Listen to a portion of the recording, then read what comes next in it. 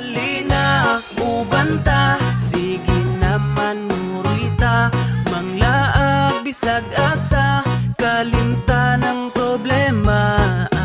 Manakatag bukid mga tuglasang og maligo sa sapa, og mga tutag dagat magpahangin o kaha mag-swimming ta. Dali na ubanta, sige naman murita. Muna siyang entrance guys.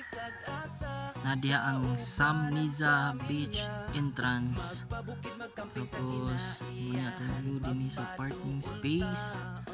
Muna yung entrance na din sa ilang entrance na siya sa parking space. Gikan sa gawas, pagsulod nga parking din pwede po dayon na siya magparking diha na yung mga sakyanan. Kunya lahi po din tong entrance din nila sa mga tao. Mo din na ang entrance nila para sa mga tao. No pets vehicle allowed inside. So diri ibili ng mga sakyanan. Unya grabe ka safety kay naapod siya kaguling gate. Unya ang batang gamay nagbaklay kay. So among tanawon sa sulod. So guys, namin sa sulod. Nice tayo ang venue din na siya ay function hall. Ang function hall. Tapos camping. Landong tayong peanut tree. And then morning ilang mga cottages. Organized and uniform siya tanan. And then grabe ka din po naka-maintenance tanan ang carabao grass.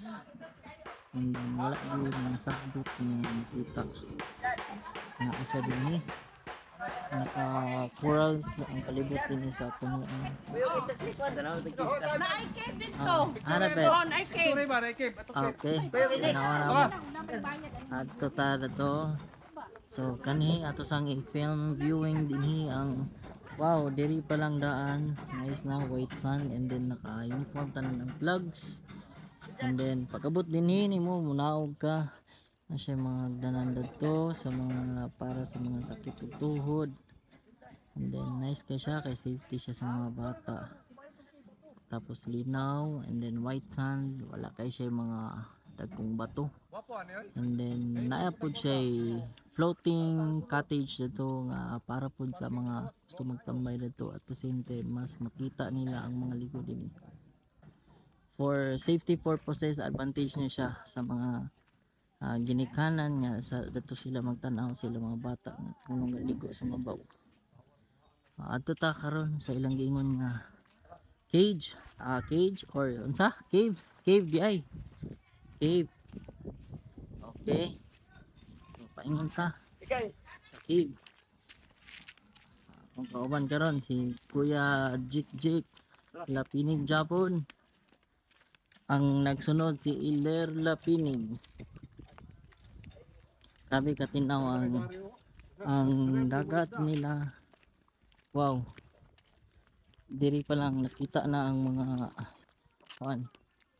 kuning crystal blue ang tubig, flat ang yuta, sand, flat siya ang sand, and then dili na siya bato guys kanang sand na siya flat na siya po yung mga bato pero dili siya sa tiil. And then kani nice kayo kay baka one ang kilid pero dili ta kaligo diya kay nara diri ang compound. Tapos tsara kay ang maklayanan kay mura kag naa sa Boracay. Sa baklay naa ay extension wire nga dako kaayo ilang gipaingon dito para naa ay ang source sa kuryente. Kay na mermaid kayo? Na mermaid Dora. Na sila murag slidinganan man na. Pero ayara na ka makapaslide diha siguro og taob. Wa pa siya na human. Okay, gi-repair pa. Pero kanina lang dire ang part. Ako sang i-off siguro kay mataga ko. Nice kay ang view. Na nami karon dinhi sa ilang extension nga cottage dinhi sa floating. So kung dinhi ka mo lingkod, makita nimo nga ang mga bata dito nga pangaligo. Makita nimo ang bata nga moatog lalom, mabantayan na nimo. And then mo ni siya ang area dinhi. So gabaklay ta karon, paingon ta sa ilaha, pero wait lang ako nakita. Wow, nay ang bakanan. Wow, napagyahagdanan. So guys, kani pwede ta kaambak diya guys. Tanaw na to niya tugtugpahan. Oh nice guys. Pwede ta kaambak diya guys. Oh, medyo lalom na diya, unya inig magtaog, dili ra ka matungkad sa yuta or sa sand. Okay guys, ang kanin din nasa dalan. Nasa igianan dira nga more cave gamay, and then mapasta dito kay sila gipakita ang gustong cave. Wow, nice kayo. Naputol ka jud kay medyo nag-init akong cellphone karon. Pagbaklay na ako dinhi, nakita na ako ang overlooking kayo. Napagyud siya murag island diha sa tunga. Langoyon nimo paingon nimo diha unsa kay naa diha no. Siguro yung mga unggoy diha. Nice kayong view. Nakato sila.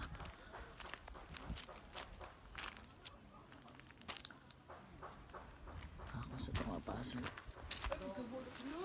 So guys, narang cave. Watch your steps because it's slippery, especially kids.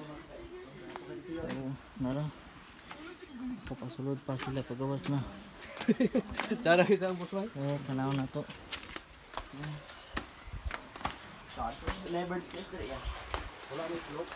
Wow,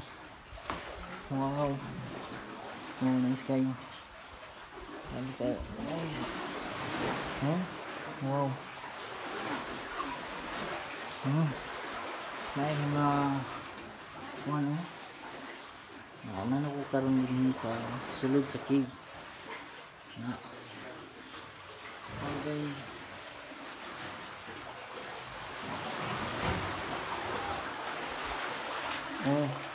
naagi dito sa cave guys. Ito may lalong cave guys.